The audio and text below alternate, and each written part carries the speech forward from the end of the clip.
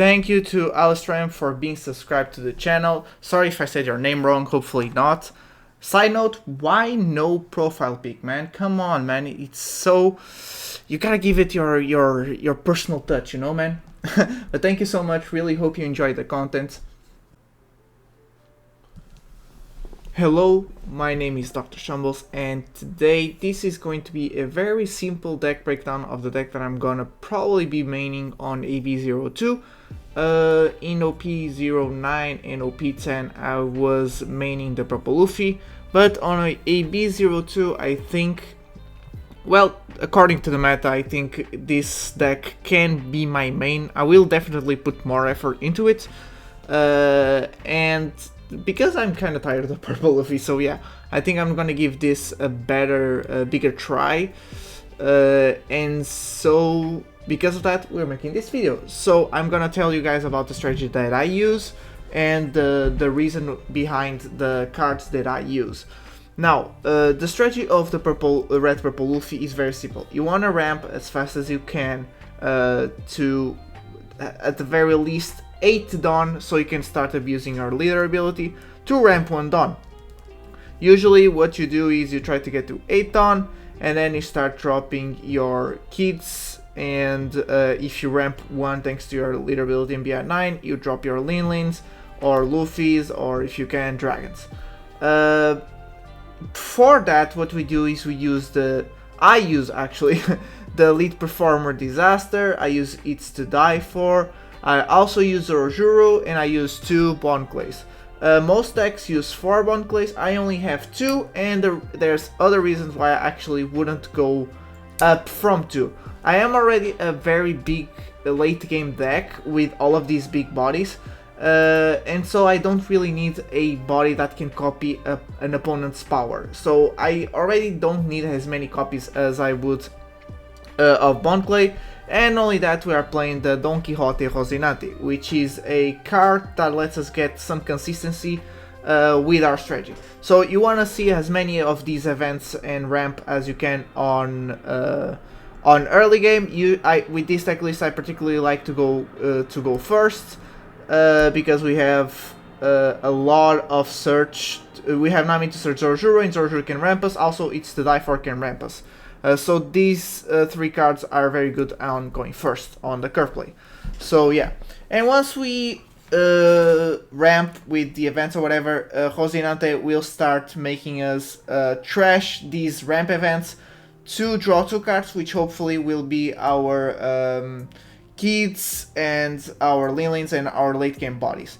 Obviously, to keep some consistency and to keep our defenses up, because we are running a lot of bricks, we have the Gum Gum Giant. So whenever your opponent attacks and you need cycled hand, you can go use Gum Gum Giant a lot, which is also why you want to ramp as fast as you can, because once you're 10 down, you can just start abusing Giant, and you start cycling out, and you keep seeing your 2Ks and your even more late game bodies. So yeah, that's pretty much the whole strategy. What are the better combos here? In my opinion, the best combo still is dropping your kid, setting up your kid, and then when you reach 10 Dawn, you drop a Shanks. Drop Shanks, swing with kid, go down 1 Dawn, put yourself at 7k leader, use leader ability, go back to 10 Dawn, this time with 1 Dawn active, which you can use on Radical Beam or Gum Gum Giant, and then you can swing with Luffy and Shanks. When you pass turn, you're gonna be at 7k, and you're gonna have 1 active Dawn to protect yourself. This makes you very hard to swing into, especially for mid-range decks, which is one of the main reasons why I'm gonna start maining this deck, is because of the EB02 green purple Luffy. I think this deck goes well against it, and therefore I'm gonna try it. We'll see, but yeah. And after that, once you set up, once your opponent passes turn, you'll be at 10 Dawn, even if you have used Gum Gum Giant, and hopefully if you drop a second Shanks and do this combo again, you pretty much just won the game, just off that. But trying to drop at least 1 Shanks and 1 kid is usually the best combo. Then you can start, drop your Luffy, drop a Linling, going down 1 Dawn, and then even if you use Giant on your opponent's turn, and on the next turn when you're at 9 again, because you dropped 1 Dawn because of these 2, It's still fine, to be honest. You can always just ramp to 10 with leader ability and keep dropping. The idea is just to keep dropping the big bodies. It doesn't matter too much if on late game you are on 8 or 9 Dawn or 10. But yeah, it obviously helps a lot when you can consistently drop the Shanks. But we only run 2 because this is not such a reliable combo, although it is your best. You can break your hand by having too many Shanks, which is why I went from playing 4 to playing 2. I wish I could squeeze in the third, but I already think the third would break my hand way too much, so yeah. Also, another tech that I need to talk about again is the Rosinante. Not only does he cycle your hands by discarding one of the ramp events, you also, every time you pass turn, you're pretty much setting 2 Dawn active. This is insane, because pretty much it gives you more Dawn to attach to if you want to swing bigger numbers, which makes very hard for your opponent to defend on late game especially, but is also one of the best techs that I have against the Hody, which is a very, very annoying card from green that can rest 2 of your Dawn. So, and that sometimes can make you lose game. It's very hard because of the sheer amount of power that you can build, but still it is nice to sometimes not attach Dawn to make sure you have active Dawn to use the Gum Giants and Red Beams. Yeah, that's pretty much it. This is a strategy. What do we struggle with? Well, that is a very good question, which I don't even know how to explain. We don't have counters, but we don't counter anybody. Does that make sense? I don't think so. It depends too much on what your opponent sees and what you see. So if I see like perfect hand, like 9 out of 10 games I just win. But if something goes wrong and I don't know, it's very hard to say the consistency of your wins.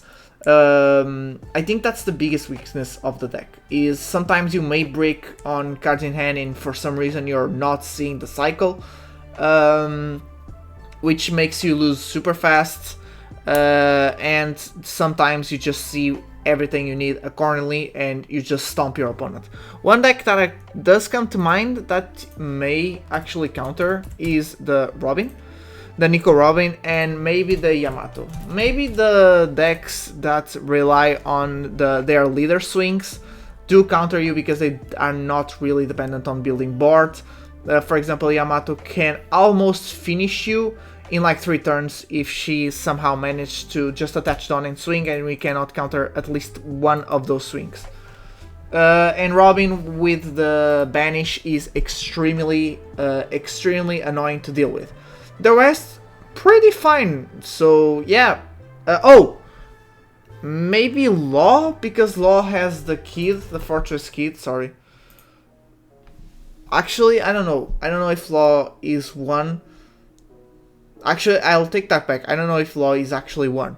But those two, Robin and Yamato, definitely annoying. Thankfully, they're not that popular, so you do not need to deal with it much. The rest, yeah, everything I'm seeing, the rest it's pretty fine. Because mid-range decks like Usopp, Reiju, Dofi, if you manage to put one kid and put yourself at 7k consistently, it is almost impossible for them to start to use even their board to swing at you. So yeah, it's very annoying.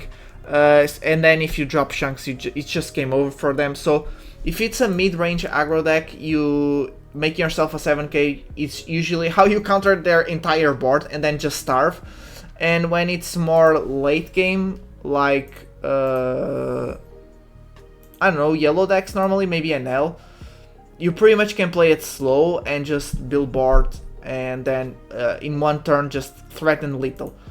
That's it. You can always adapt to your opponent. It always comes to mostly to the hand that they're gonna have, and if you break up, which thankfully I've been changing this deck list a lot, and so it doesn't happen as much. So yeah, that's all of the video.